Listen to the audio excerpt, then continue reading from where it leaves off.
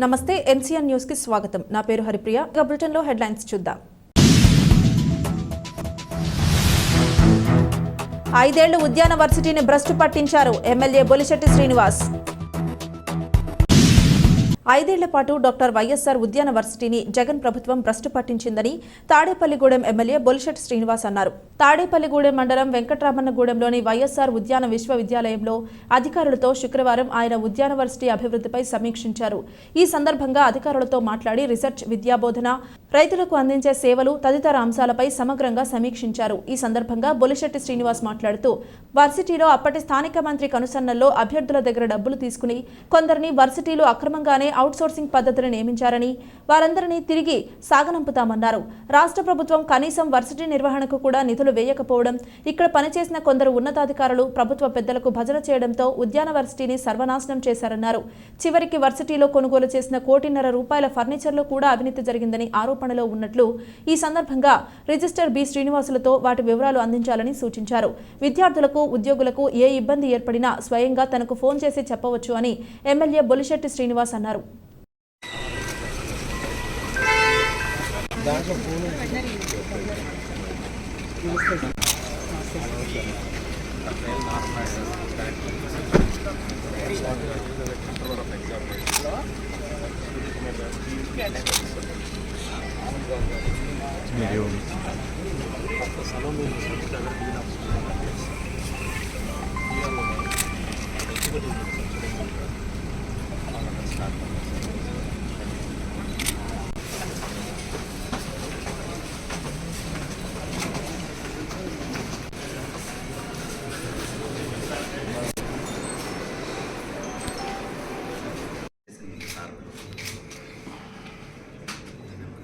Okay sir.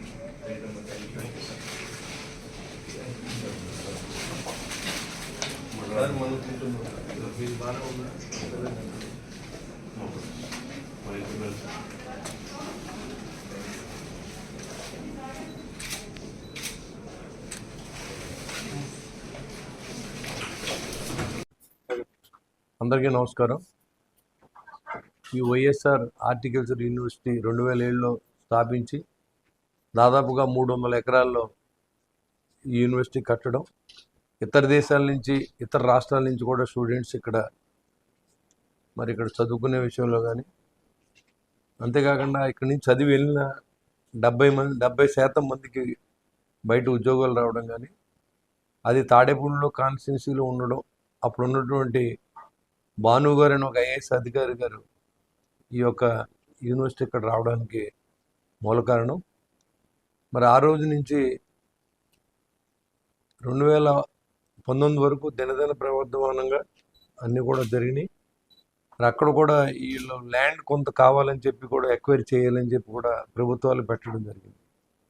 దానికి కూడా ప్రభుత్వం పర్మిషన్ రాసింది. ఇది అభయారణ్యంలో ఉంది కాబట్టి దానికి కొంత వేరే ల్యాండ్ అక్కడ ఇచ్చి ఈ ల్యాండ్ తీసుకోవాలనే ఆలోచన కూడా ప్రభుత్వం చేసింది.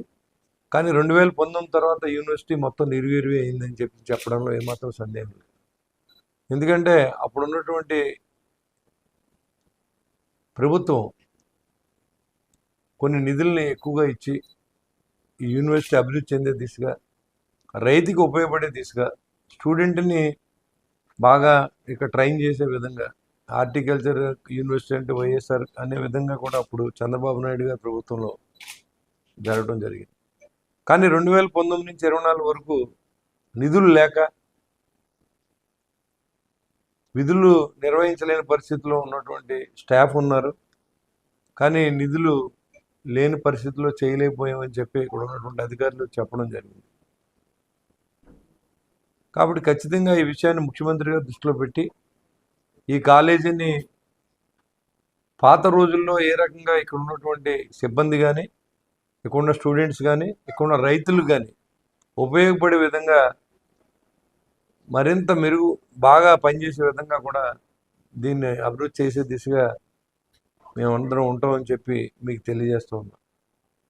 ఈరోజు వరకు రాజకీయ నాయకుల ప్రమేయంతో ఇక్కడ ఉన్నటువంటి పోస్టులు కానీ, ఎలిజిబిలిటీ ఉన్న వాళ్ళకంటే కూడా ఈ పోస్టులన్నీ కూడా నేను ఎవరు చెప్తే వాళ్ళకే ఇవ్వాలని చెప్పి అధికారులు బెదిరించి దాదాపుగా 25 పోస్టులని ఒక 4-5 నెలల క్రితం అంటే వేసిన డేట్లు కూడా నేను అన్నీ మీకు చెప్తాను. తీసుకున్న దుస్థితి యూనివర్సిటీల్లో కనపడింది. నేను నన్నా యూనివర్సిటీ కానీ, నిట్ కానీ, హార్టికల్చర్ యూనివర్సిటీల్లో కానీ అధికారులు ఏం చేయలేని పరిస్థితుల్లో ఇక్కడ ఉన్న మంత్రులు కానీ, ఎమ్మెల్యేలు కానీ పూర్తిగా వారి స్వార్థం కోసం వాళ్ళ డబ్బులకి దండుకునే విధంగా సహకరించక తప్పలేదు. కాబట్టి అవన్నీ కూడా నియామకాలు అన్నిటి మీద ఎంక్వైరీ చేయించి ప్రభుత్వంతో చెప్పి ఎవరైతే డబ్బులు ఇచ్చి ఉద్యోగాల్లో జాయిన్ అయ్యారో వాళ్ళందరినీ కూడా బయటికి పంపించే విధంగా కూడా ప్రభుత్వం నిర్ణయం తీసుకుంటుందని కూడా మీకు తెలియజేస్తాం.